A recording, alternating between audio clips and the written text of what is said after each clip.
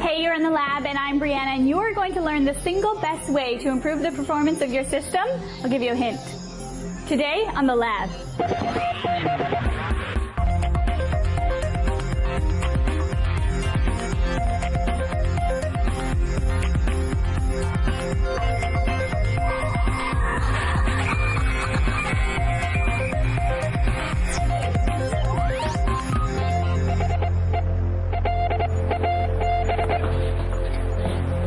Welcome to the lab. I'm Leo Laporte, and this is the show where we're going to help you understand how technology works. I'm so glad you're here today. This is going to be a great day. We're going to have a lot of fun. Ladies and gentlemen, Brianna McIver. Hello, Brianna. Hello. Brianna, how are you? I'm good. How are you? We're going to have so much fun.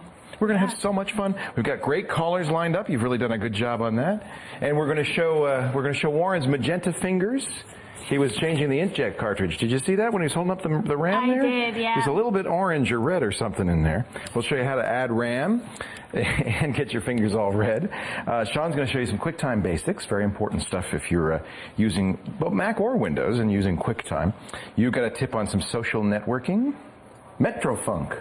Yeah. Metrofunk. I don't know. Yeah, well, because it's invite only, and you never got an invite, so it's just not cool. You're not allowed to go there. Let's get our first call of the day on. Sure. It's Nick, and he is waiting for you. He's got a question about some ancient technology, so we'll see how that goes. Ancient technology. Hey, Nick from Ottawa. How are you today?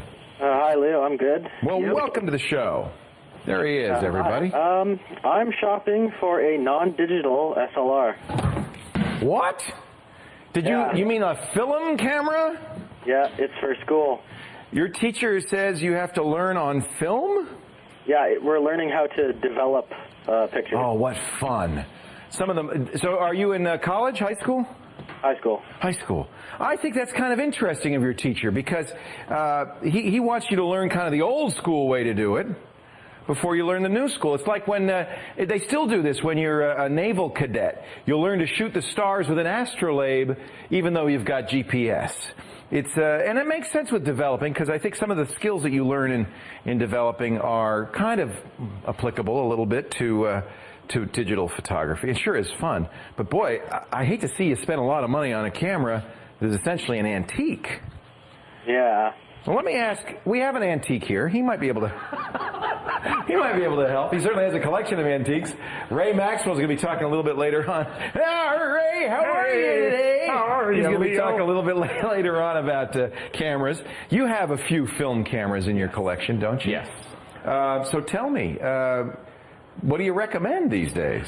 Well, the first thing I recommend is that by all means, go out and find yourself a used camera. Don't go out. You still can buy a few film cameras. What I would You say... should be able to get a great deal on a film camera right now. Right. And you can get some wonderful ones. Like, I'd even go so far back as a Nikon F. You'll learn all about... I used to have a Nikon FM, my manual F, with a 50 millimeter lens. Right. Do you think his teacher's crazy? I think his teacher ought to phone me. I teach photography. Also, I know that Ansel Adams would have died for the equipment that we have today. The great analog photographer. Yes, exactly. And I've been through it. I mean, I did the film stuff in my own darkroom for years and years. And, today you just have so much more control doing it digitally. And I would definitely, say that. But now, let me make a suggestion. Yes. Figure out what digital camera family in SLRs you're going to end up on. And then, by all means, buy in with lenses, that will work with those. Now, those lenses won't work with the Nikon F. I was going to say, because digital lenses aren't going to work with the old manual cameras, are they? Well, some of them you can use an adapter. The mount is the same, or no? Some of them, the mount, like I believe the Nikon cameras will use the Nikon lenses, but none of the automatic stuff will hook up. Okay. Well, that's all right. Yeah. Because you don't want it to be automatic. Right. So that's an interesting point. It might be a good opportunity to say, I'm going to be Nikon or I'm going to be Canon. That's pretty much the choice as it is these days. Right. Let me just show you. I just went to eBay. Here's a Nikon FM camera body for $99, or buy it now $109. So there's the body. Now, this is a great, I kind of miss my FM. That was a great, it's a manual camera, no automatic stuff. It has a light meter in it, but you have to do all the other work. Again, I'm not sure it's a bad idea to teach kids that kind of thing. And then here's a Nikkor 50 millimeter This is a nice lens, 1.4 lens. Now, it's expensive. It's $102 because that's a very wide aperture. We're going to talk about aperture a little bit later on, but that is it's a really excellent lens. Right. I used to have that particular lens. That's a good combination. For $200, you would get what would have been the state-of-the-art in SLR cameras, practically, 20 years ago, 30 right. years, 40 years ago. Right. However, I mean, I think the whole thing is a bit like hazing or something into the fraternity. You know, you've got to suffer through wet dark room and stinky fixer and oh no, you know, and then boy, will you appreciate digital when you get there. Well, that's a good point. Yeah. You will appreciate it. But I think in a way it's fun to learn how to use and get one of those Bessemer enlargers and roll your own film. There's nothing as magic as watching a picture come out in the developer tray in a darkroom. Yeah. That is magic. Well, I have to say, Nick, some of it might be that your teacher is stuck with a darkroom and has to kind of teach you that way. But, you know, this is kind of cool. So, I mean, $200 is a lot to spend. You could get a very, very good digital camera nowadays for $200, Nick. Yeah, well, I already have a digital camera. Oh, okay. But it's required that it's not digital. Well, let Mom and Dad pay for this one. Yeah. Yeah. And you know, now, again, when you use eBay, you should always use buyers with very high ratings. This body is with a buyer with 99.5% positive since 2004. That's exactly the kind of buyer you want to buy from. You know, this is a good, legitimate seller. This FM body this is a classic, and you know, you want to make sure it's in good shape. What kind of shape it's in? The lens, similarly, from a power seller, 99.8% positive for the last 9 years. That's what you're looking for. And he says the condition is good. He's being honest about the condition. The glass is clear. That's what you care about. There's some wear on the barrel, light scratches and scuffs. You'd expect that. But this f1.4 50 millimeter lens, you know, if you don't buy it, I'm going to buy it. Just because I would love, but where do you get the film nowadays? I would love to have, that's my old camera. I mean, that was a great old camera, and there is a certain satisfaction in taking those pictures. You know what else he'll learn? And Ray and I were talking about this. He'll learn discipline, because every shot costs you money. That's right. With a digital camera, I have this problem. You just take so many pictures that maybe you're not thinking as much as you should before each shot, right? You just go, right. Because they're free. That's right. There's no cost to shooting in digital. Every single film shot costs you money. That's right. At least for the film and the processor, even if you don't print them. And if you print them, you're talking 50 cents to $1 per print, per image. All right, hey, Nick, have fun. You're embarked on a very exciting hobby. Do you think you're going to be pretty serious about photography as you get older? Yeah, I might be. It's really fun. Although, if I were your age, new media, baby, video. Yeah. I mean, we're in such an exciting world for that. Stop taking pictures, Sean. Sean fancies himself a photographer, but he's using digital. That's not a real photographer. That's a toy cam. Hey, Nick, thanks for joining us. I really appreciate it. Thank you. Coming up, QuickTime Basics. Sean's going to show us what you need to know about using QuickTime. And Ray Maxwell, we're going to talk apertures when the lab continues in just a little bit. You stay right here.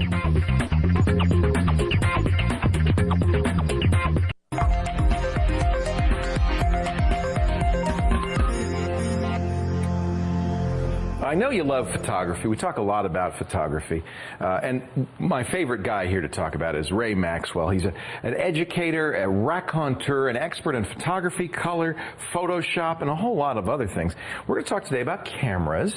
Now, really what we're going to talk about applies just as much to Nick's analog camera as it does to modern digital cameras. It's the same, right? Yeah. We're going to talk about aperture. Aperture and f-stop and those crazy f-stop numbers, and where the heck do they come from?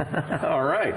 I like it. Every lens has an aperture. Maximum aperture, and then you can adjust it down. Okay. Stop down. Okay. We talk about. Yeah. The first thing we have to understand, we're going to back up the truck, and we're going to say, how does the eye respond to different brightness levels? And I've got these step wedges down here, and if we look at these step wedges, what I want to point out is these appear to be visually linear. They look like equal steps. So we're going from white to black on this one. We're going from gray to black on this one. Right. And it's equal steps down. Visually. All right. But if we got an instrument and we measured those, we would find that if I start down here at this stage of this one, the next thing down is reflecting half the light Oh, of the previous one, and then half again, and half again, and half again. So it's geometric, not linear. It is not linear, but it looks visually linear. So we have to kind of learn the laws of halves, okay? That tells you something about how our eyes work. Right. Yeah. So as we move up and down in lightness, we move in either double or half. Or half. Okay. So if we close down the aperture or change the shutter speed, those are the two things that can control our exposure, we get the following effect. Now, let's go back and do that real quickly. Exposure is how much light is hitting the film or the sensor. Correct.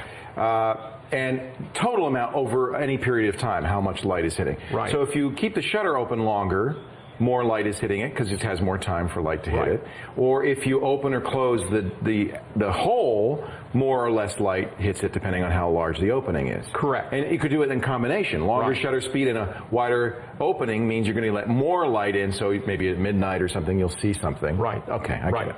And we talk about faster lenses with larger apertures. Okay. Okay, we mean faster just means more light in. More light gathering. So let's have a look at this image that I have up here, and you'll see that the center image is a normal exposure. Okay. This is 2 stops down. This is 1 stop down. This is bang on. This is 1 stop over. This is 2 stops over. Okay, what's a stop? Okay, that's moving half. Where each time I'm doubling the amount of light that is coming into these. So the by upper opening left, the aperture or doubling the shutter speed. Got it. Upper left is half the light of the upper right, which is half the light of the center, which is half the light of the lower left, which is half the light of the lower right. You got it. Or doubling if you go in the other direction. Right. Okay. Now, so 1 stop equals twice if you go. Is a bigger number more or less? A bigger number is a smaller aperture, less light. Okay, so a bigger number means 1 stop less means half as much light. Right. 1 stop more means twice as much light. Right. Got it.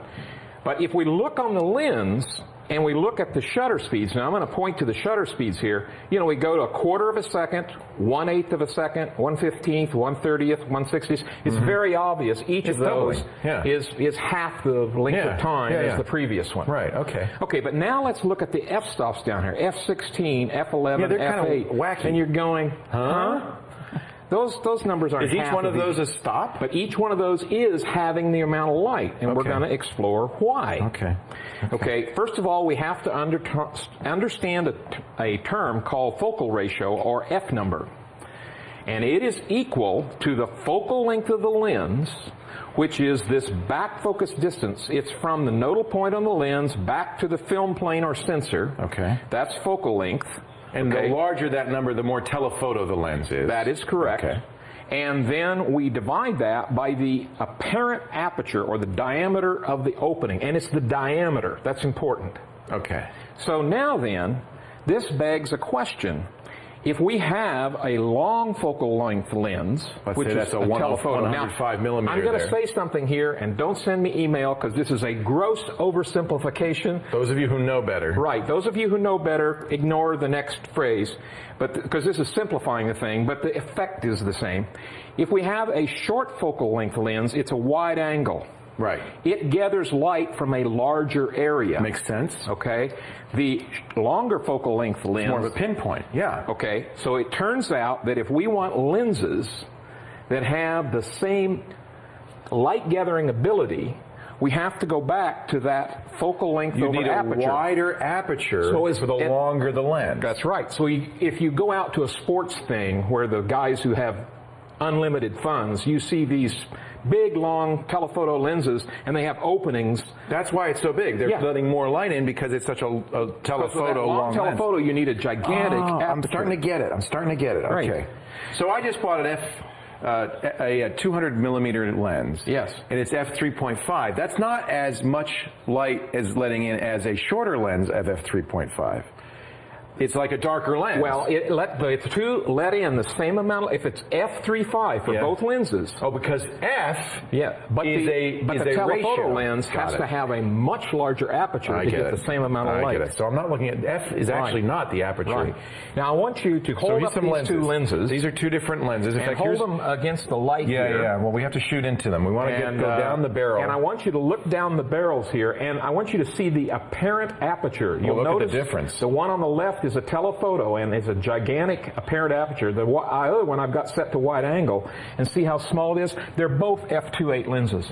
Interesting. This is set at 24 millimeter. This is set at 200. So okay. So f is not the same as aperture. I always thought it was the same as aperture. No, it's not. It's focal ratio. It's a focal ratio. Okay. So now then you say, okay. I am learning so much. This is great. How in the heck do we get to these strange numbers? Okay. Now, it turns out that the amount of light that the lens lets in is not proportional to the diameter. It's proportional to the area. It's proportional to the That area. makes sense. And we know from our high school classes that pi r not round, pi r squared. Pi r squared, okay? Now, I'm not going to go into solving the math here. Please don't. But if you want to get the next higher f number in a series, you have to multiply by the square root of 2. Okay, that makes sense. Okay, because it's a square up it's here. It's a square, okay? Yeah. And to get the next lower number, you divide by the square root of 2. That's why it's 1, 1.4, 2, 2.84. Those are multiplied by the square root of 2. See, if you take either one of those, which is 1.4, so here 1 times 1.4, yeah. 1.4 squared is 2, you know, etc. So that's why those crazy numbers run in that series. So next time anybody asks you, say, well, of course it's the factor of the square root of 2. Everybody knows that. Of course. It's obvious. That's really cool. And when I look at the f on a lens, I'm not looking at the aperture, I'm looking at the aperture divided by the focal length of the lens. And that's where the f number comes from. Yes, focal length divided by the aperture. Vice versa. I got it upside down. All right. Hey, thank you, Ray Maxwell, for explaining that. I hope that all made sense. If it didn't, don't worry. We've got an article on the website, labwithleo.com. Ray's site is maxwellmultimedia.com, where you can see what takes all this glass and stuff and turns into beautiful, I mean beautiful imagery. He's so talented. Thank you, Ray. We really appreciate it. Coming up, Sean's shiny. He's going to show us a new Logitech camera, and we got a close-up right now, something he took with his macro lens. You'll have to explain that to me in another day. What is that? Something you find around the lab? Got an idea? Tell you what, we'll zoom out and find out right after this. Welcome back to the lab. Before the break, we looked at that close-up. I know what it is. It's a chip. It's a chip in something. It's a Phoenix BIOS chip. Oh, but I did recognize the little pins going in there. That goes back a ways. I get half a point? Half a point. Okay, I'm now up to 4.5 out of 188 episodes. Sean does those with his macro lens. He's setting up for his shiny. We're going to get to that in just a second. But first, Brianna, I want to get another caller on, if we may. Okay, I have Arthur waiting for you. He's from Montreal, Quebec. Arthur from Montreal. Hello, Arthur. Hello, Leo. A special hello to you and to your staff. Thank you. Montreal, Quebec. Well, we thank you so much. We're so glad to get you on. Hey, you guys doing a great show. I learned a lot from your show about computers and other gadgets. Bless you, Arthur. Thank you so much. By the way, Amber MacArthur and Andy, they're no more with you? I haven't seen them. No, well, they're with me in spirit, in heart. Oh. I talk to them all the time. Amber and I do a show on the internet, a podcast every week called Net at Night. You can listen to that at twit.tv, and we're working on making a video version of that because nobody wants to see me, but everybody wants to see Amber. So we're working on that. And Andy, of course, does a video podcast with his buddy Sean Carruthers over here called Lab Rats. That's at labrats.tv. But both of them stayed in Toronto when we moved to Vancouver. So, nope, I'm afraid we are Andy and Amber free, and it breaks my heart. We do have Brianna. We do have Sean. We have Warren. But, yeah, I miss them. Anyway, Leo, I have a satellite receiver. They call it 9200 with an integrated DVR. You have ExpressView? ExpressView, correct. Yep, that's Bell ExpressView, okay. Oh, yeah. And I have tons of recordings, especially Lab with Leo. Good. 30, 40 times, but I'm only interested in 1 or 2 segments from you guys. You just want to extract a little bit of video from there. Yes. Yeah. And with music shows, for example, when I have a 2-hour music show, I'm only interested in 2 or 3 songs. Sure. It is a little tricky, frankly, getting video off of that. And the reason is that the motion picture companies and the networks are a little concerned about you taking movies off this digital medium, putting them on a DVD and selling them. They're crazy, I know, but that's what worries them a lot. They stay up late nights thinking about this stuff. So they really pressure the manufacturers of these digital video recorders not to allow, what you want to do is called digital video extraction, getting the video off that hard drive in a digital form. And they really make it very difficult to do. Digitalhome.ca has a forum message thread on the 9200 that talks about how to do this, and it is not something you want to do. You can remove the hard drive, hack it, you use a program called Dish Rip. I mean, it's just a nightmare. It's not something that you want to do. My strong recommendation is, instead of doing this, is to take advantage of what they call the analog hole. You can hook a device up to the analog outputs of this DVR. You know, it has to have analog outputs, otherwise you couldn't hook it up to the TV. And you capture it with a video capture device like say, the Canopus. There are a variety of these you can buy. I recommend getting FireWire devices. They're a lot more likely to give you good video. Capture it to, Arthur, you getting the sense this might be a lot of more work than you really want to do? Capture it to your hard drive, then use a program like Adobe Premiere Elements. That's a $100 video editing program. You can use Windows Movie Maker. Edit the parts you want, and then burn it out to DVD. And a day or two later, wow, you've got the clip you want. Oh, I see. They make it very difficult, in other words. I see. It's not an easy thing like to control it just from the remote control. No, because of the motion picture industry and the television networks that don't want you to do it. I see. So the Canopus makes some really excellent video capture devices. This is the one I'd probably recommend. It's a couple $100. The AD-VC110. It's a FireWire video capture card. You see it has these analog inputs.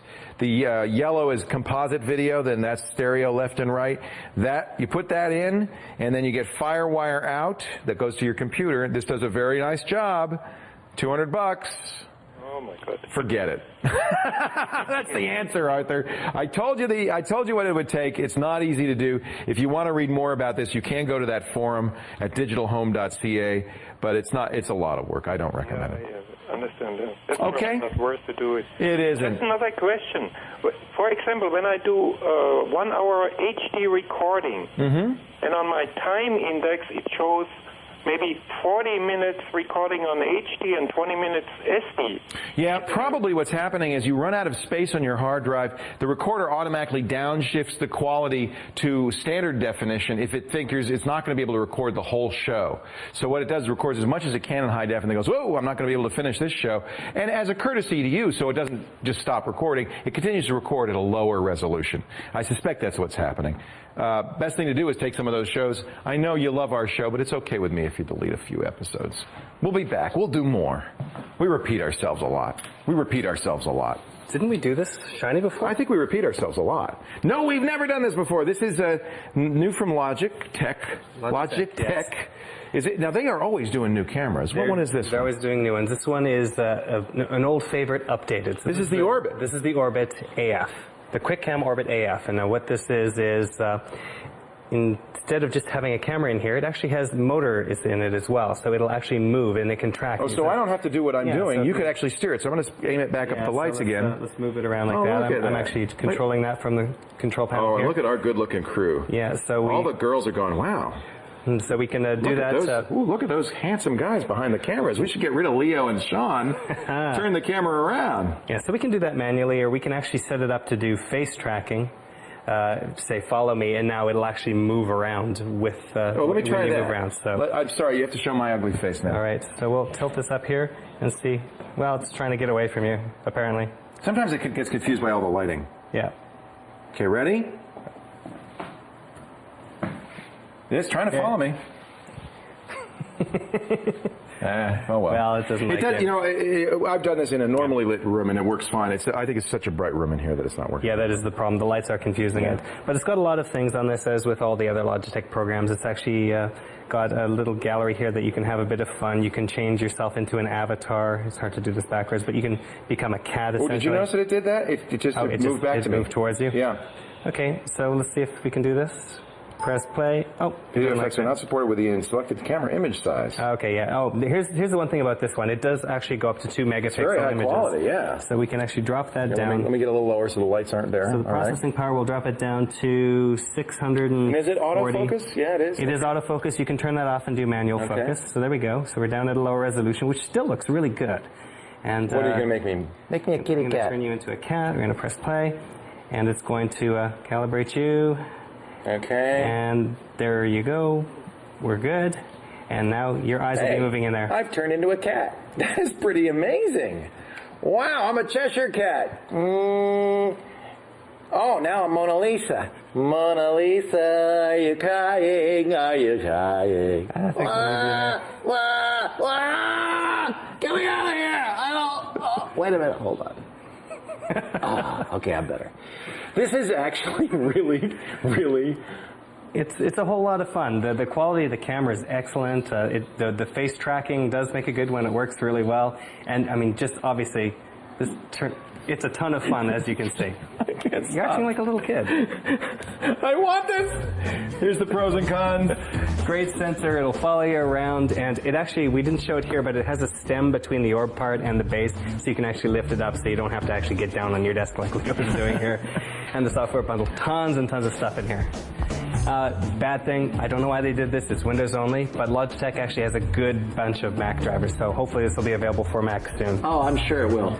Hey, that was really great, Sean. Okay, we're going to be right back in just a little bit. Hey, don't look at me there. Look over the baby. I'm a baby. Yeah, see, I'm a baby. Yeah. Oh, good. We'll be right back in just a little bit. We're going to, hey, I'll bite you. We're going to go to quiz keys right now. Here's the quiz. Oh, for a baby, I got a lot of teeth. What was Leo Laporte's major when he was a student at Yale University? Besides beer, I mean. Was it engineering, journalism, English literature, or Chinese history? Go! I don't know! Oh, the pressure! We'll talk about it a little later on when the lab continues. Welcome back to the lab. Leo Laporte here, and now Mr. Warren Fry is going to do the amazing, do the never heard of before, add memory to a computer. How do you do it? Well, you look inside.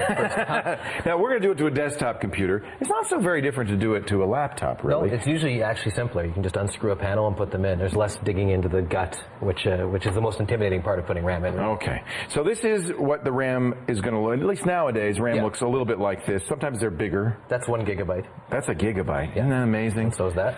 Now, often it's cheaper to buy RAM after the fact than it is to buy it from the manufacturer. Certainly true of the big manufacturers that you can go to smaller sites like Newegg and get very good deals on memory. So you might want to buy a computer or a laptop with the minimum amount of RAM and add your own RAM after the fact. It's a very good idea. So what do we need to know about adding RAM? Well, a few things.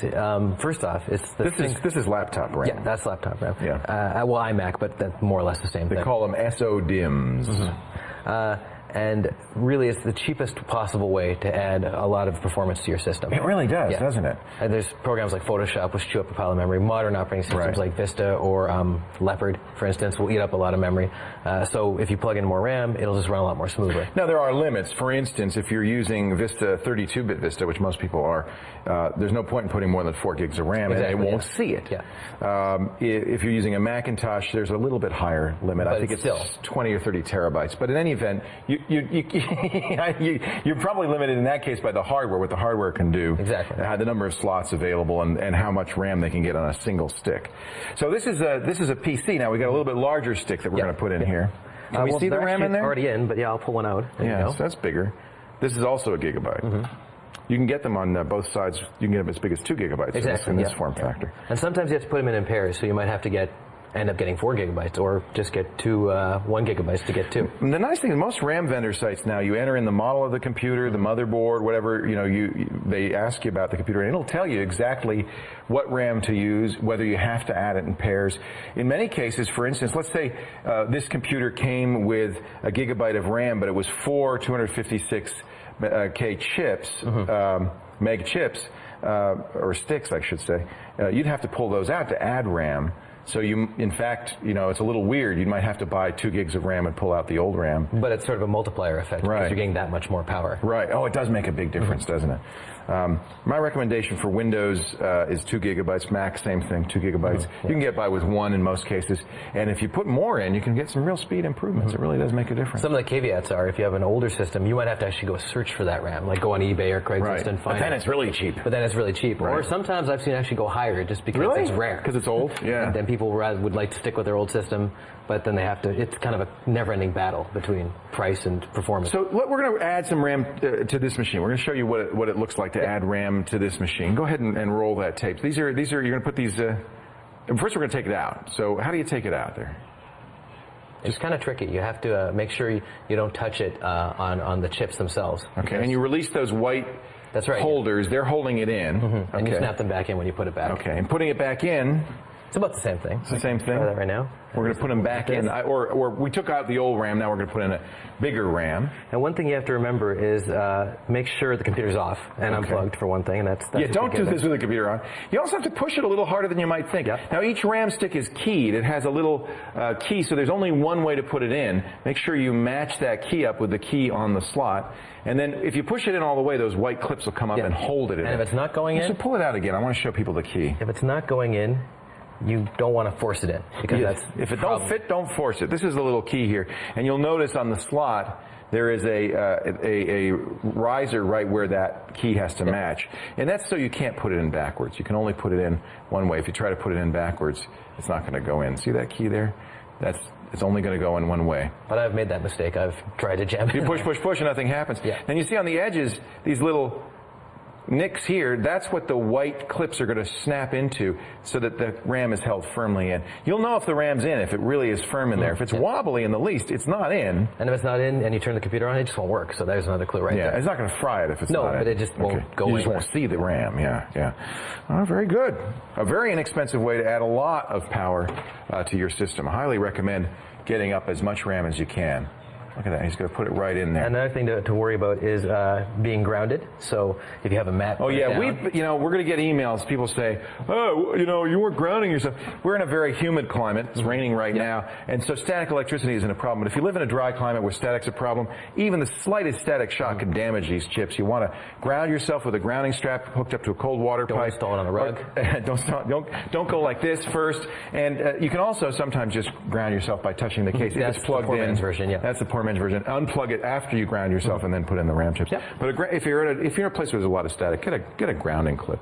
Oh, Sean, he says no, but believe me, I fried RAM. You can fry the RAM. And if we don't say that, we're going to get a lot of email from people who have. And if you're in a humid climate, don't worry about it. Sean, he's too humid here. He doesn't The know. biggest newbie mistake is mistaking your RAM for your hard drive. I'm sure you've gotten questions about people's There's RAM. memory and there's storage. And people don't know the difference. Yeah, So this is memory. Storage is an entirely different animal. Okay. Hey, thanks, Warren Fry. I really appreciate it. Freiberg.com is the place where you can see more of his blogs. Coming up, we're going to talk about QuickTime, some real good QuickTime tips from Sean Carruthers as the lab continues. You stay right here.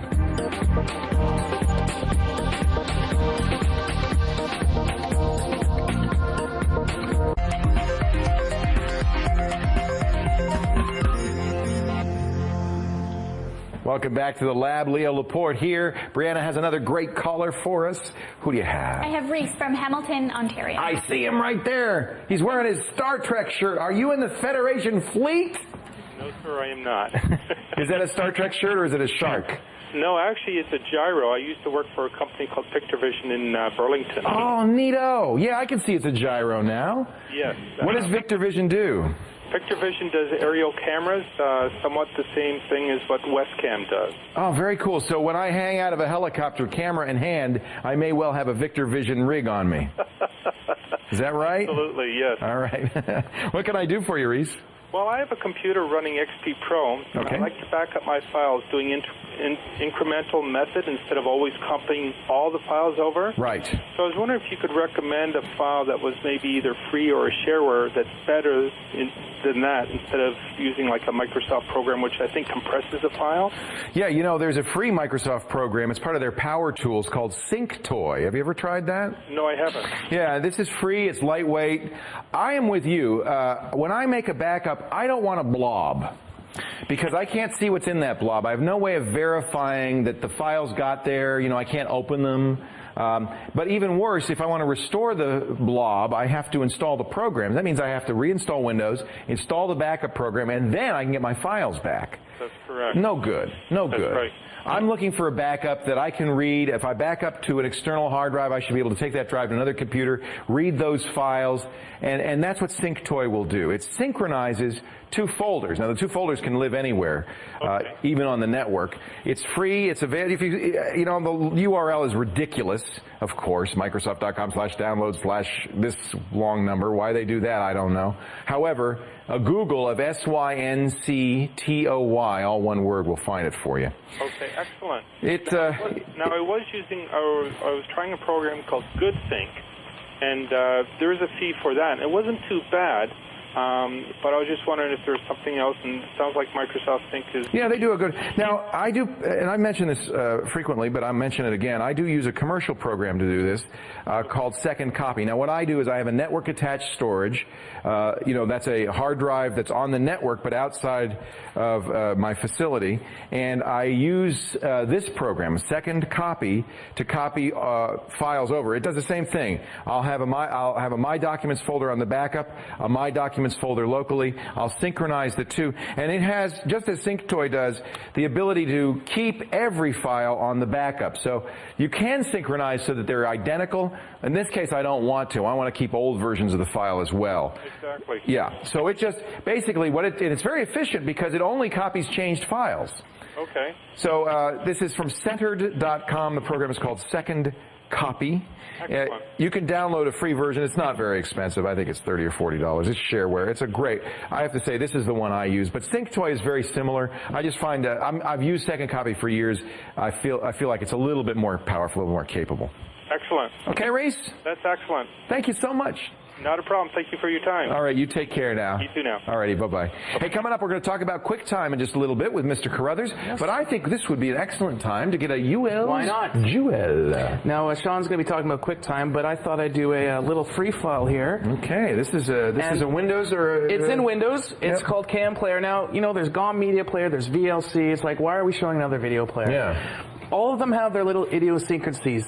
This works, that doesn't. So I have an FLV file here. So these things are free, so you might as well have all of them. So I'm going to, first in VLC, I'm going to play this FLV file. It's a flash video. That's a flash video. But I'm going to play it at fast speed. And you'll notice you're not hearing anything. You're not hearing any sound. Right. So if we go over to KM Player here and I play it at sped up, you actually can hear a time-stretched audio. So you can hear it, and it's not sped up. I mean, it's sped up, it's not chipmunky. But what they're doing is they're using something called time stretch, which the audio is faster, but the pitch isn't changing. So you would use this for what? Well, here's the thing. You would just, if you for some reason need to have an FLV that you need to speed up and hear the audio, you could use this. Now, that's a little specific, but I wanted to show something. I can see. I'll give you an example. Okay. If you watch podcasts, but you want to ingest the information, a lot of people listen to my podcasts sped up. Okay. Well, now you can do it with video. And if you go to Wikipedia, there's actually a great page called Comparison of Media Players. This is great. So this is what I wanted to show, because there's all these little things that this one does, this one doesn't. They have free ones on here. They're just comparing them. So they have audio and video players. So if I didn't know there were so many. If you have a specific need, you can go in here, and so the time stretching, you can actually, they've mentioned how many time do stretching. that, right? Yeah. So, and there's all different categories. So I just wanted to show this off to show that not all video players are exactly the same. Maybe VLC does something not quite right. You can use something else. And it's a Wikipedia page, and what is the search term on Wikipedia? Comparison of media players. Comparison of media players on Wikipedia. There you go. Wow. KM Player is what I showed off. Don't you love it that somebody has spent so much time doing this? He probably set up this big table, and then other contributors would add check boxes. And what a great resource Wikipedia is. It's such a great resource. And I love VLC too. I'm not knocking we're not knocking VLC or GOM Player. Nor GOM, but you know, you can never have too many. Nor QuickTime, which we're going to talk about. That's the commercial one from Apple, that Windows or Mac. He's going to show us the latest QuickTime 101, all the basics for you. He's even got some stuff nobody even knows about. This is amazing. Coming up in just a little bit. Before we go there, though, I want you to answer this question. I don't know why I want you to answer it, but I guess because it's our quiz question of the day. What did I major in? I did not make up this question. Engineering, journalism, English literature, Chinese history. I'll be honest, it was more like I majored in beer, but that's another story for another day. Welcome back to the lab. Before the break, I asked you what I majored in. I got to tell you, I did not graduate, but I was majoring in Chinese history. And about halfway through my junior year, I said, what the heck? And I started majoring in radio. Well, I didn't have a radio major. I started working at the campus radio station. And the rest is in the ignominious history that no one wants to know. So there you go, Chinese history. I don't know. What did you learn about Chinese history? What's the number one takeaway? The number one takeaway is it's an amazing culture with 35 years of continuous written history, which is more than almost anybody else. And if you love history, Chinese history has it all. I mean, it was really fascinating culture. I think a wonderful culture. Sold. Okay. Go take Chinese history. I was kind of a dual major. I studied Chinese and took the history. Now, the sad thing is I don't remember any of the Chinese or the history. But I do remember what's next. QuickTime 101 with Sean Carruthers. Yes, indeed. Now, actually, for a long time I used QuickTime just as a player on my desktop. I had the free version of it, and it was okay. If you have iTunes, you got QuickTime. And it's just there. Yeah, and a lot of people just played their MOV files, but not a lot of people have known just how deep you can dig into this program. Now, everything your show says, is it Windows as well as Mac? It's Windows as well as Mac. So I'm running it on Mac, but most of these have equivalents in the menu systems. Okay. So, I mean, the basics is it will play your files. And there's a few features that you can get for free that are really nice. And the number one feature that's available now for free that wasn't available for free before that they've added in is full screen playback. Yeah, that really made me mad. Yeah. So if you took that out, now they put it back. Yeah, if you have an older version that doesn't have full screen playback, go re-download it again and it's ready to go. But we'll take a quick look. One of the things that you can do if you've got a file that you're trying to diagnose, you're playing it here, but for whatever reason, we'll just get rid of that for a second. You're playing it and you're trying to figure out why isn't this playing back properly? Either the video is not showing up or the audio is garbled. If you go up into the window and check Show Movie Inspector, it will actually give you this information here. Lots of information. So now this is in the free version or the paid version? This is in the free version. Okay. So you can find out just what the data rate is, what the codec is for the video and the audio. This is the H.262. Actually, this is MPEG-4 and AAC. So if it's not playing back, then you would know. If it's saying XVID or DivX, then this is how you diagnose. So it'll tell you how it was compressed, which is critical because if you can't play it back, maybe you don't have the compressor, the proper decompressor. Right. Now, if you go paid, you actually have one below that called Show Movie Properties. This is QuickTime Pro. It's only $39.95. I mean, it's $40. It's a worthwhile It's purchase. Actually, I think it's only $30. Yeah. Right, so it's worth the investment. Now you can actually get information about the video, and you can get resources, visual settings in here. You can now, actually wait a minute. start There's an important thing in that visual settings. You can rotate your video. A lot of people use digital still cameras, and sometimes when they take video, they take it sideways. Right. This ability to rotate it is invaluable. So I just wanted to point that one out because I think that's hidden deep within, but very useful. For $30, but even that alone is worthwhile. Yeah, the soundtrack. So, I mean, you can dig into that a little bit and play around with it. One of the other great things about going to the paid version is if you notice at the bottom here, I've got little sliders along the bar here, and I can actually move these in and out. It's a little tricky to do. It's a little tricky sometimes. I've always found that difficult. Yeah, so it could be a little bit better. You're marking your endpoints. You're marking your endpoints, so you find the place. You see, I've got a lot of blacks in here because it's got commercials. This is the version we use here in the studio. But if I would just want to clip out a tiny little section of it, I would just slide in to the section I want, go up to the file, or the edit menu actually, and go trim to selection, and now that's all I've got. You know, it's amazing. You can actually do a lot of editing with this program within the program because you can also paste in other clips and they'll paste in afterwards and you can actually build a whole file that way. Right, and in edit you do have cut, copy, paste, and now let's just say that we're looking at this one small selection here. We actually have the ability to loop here. So we can, over and over. So we can loop over and over. So if we're looking at a small clip and we're trying to figure out what's wrong or we're trying to analyze it for whatever reason, we have that ability to do that. And not only that. I've never known why they have the loop back and forth, though. It goes forwards, backwards, forwards, backwards, forwards, backwards. You know, if you're studying something minutely, backwards and forwards can be helpful. So again, that's under loop back and forth here, and that's another version or another feature that's found in the paid Pro version. only, yeah. So the one thing that I use it for, the number one thing I use it for, though, exporting. Yeah. So I do a podcast, as you mentioned earlier, called Lab Rats, and we actually create a master file. And when we import that into QuickTime Pro, you could do this in Compressor, but I find it a lot easier just to do this in QuickTime.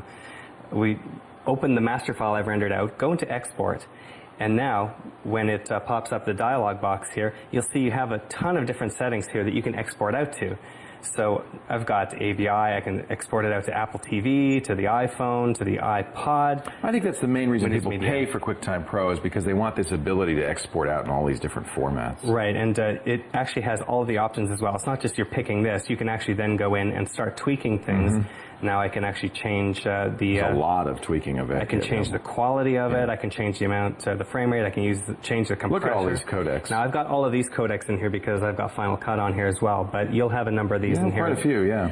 So, and you can also change the audio type. You can actually shrink down the size of it as well. So if you've got something in high def and you want to make it just small, you can do it in here as well. You can deinterlace the source video. So if you're having tearing in the picture, that will fix that up as well. Sometimes people say, why do they charge $30 for QuickTime Pro? It is worth it. In fact, my question is, why don't they charge more? That is probably one of the best deals in software today. It is, and you can actually use a few extra tools to make it even better. This is important. So the first thing is, if you have things that aren't playing, I'm actually going to start with this one. Yep. It's Parian. Love Parian. They call it the Swiss Army knife, and if you go to detail, I'll show you why. It has all of these different file formats that it will add. So if it doesn't play it now, add this and it will. This is for the Mac. Including DivX and XVID and all sorts of oddball formats. Parian is a really great way to get video playing in your QuickTime. Speaking of DivX, DivX.com, you can actually get the codec for free for both Windows and Mac. When I set up a new Mac, I invariably go and download Parian and DivX immediately,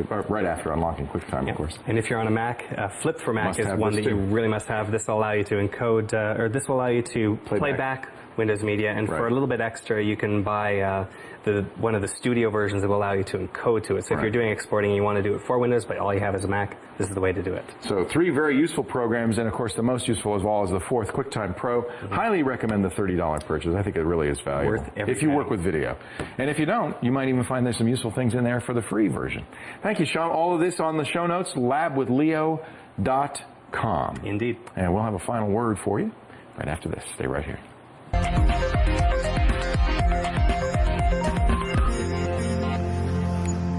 Welcome back to the lab. It's time for Brianna's tip of the day. Yeah, well, it's And you're going to make kind me of a feel tip. bad. Make you feel, well, I make myself feel bad. Make You're not everyone invited feel either? bad. No, I'm not invited. There are some really interesting social networks that are invite only, not like Facebook where anybody can join. Yeah, well, what a lot of people don't realize is I've been reading some articles lately about how social networking is going to change throughout 2008, and it's going to become more specific. People More don't, narrow. Yeah, people don't realize, like, when they sign into Facebook that they think they're just talking to their friends, but really they're opening themselves up to advertisers for the site to make money and stuff like that. So marketing has become different. So people are signing up to these invite-only social sites where marketers can tailor their ads to people who are specific. Oh, just so what I that's want. I'm going to join a site so marketers can tailor their ads to me. It's also perfect for networking. So there's a website, Metrofunk? yeah, Metrofunk.com, which is an invite-only website, and it's for people who are filmmakers, fashion designers, nightlife personalities. Yeah, no, I'm not cool enough. A lot of people have also been talking about a smallworld.net, which is like